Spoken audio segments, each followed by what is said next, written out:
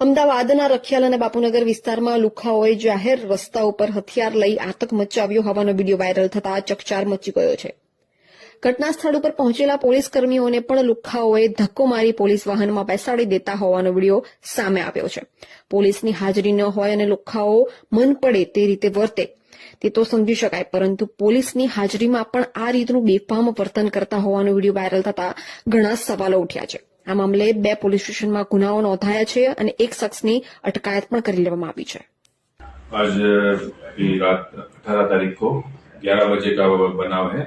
Rakhial police station विस्तार में नूरमेर hotel के पास ये काम का जो फरियादी है सद्दामुद्दीन करके, वो गल्ले पे बैठा था।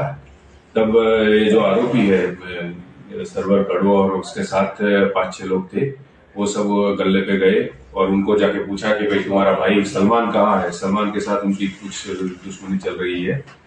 तो उन्हें फरियादी ने बताया कि मुझे मालूम नहीं है, मेरी उनसे कुछ बनती नहीं है।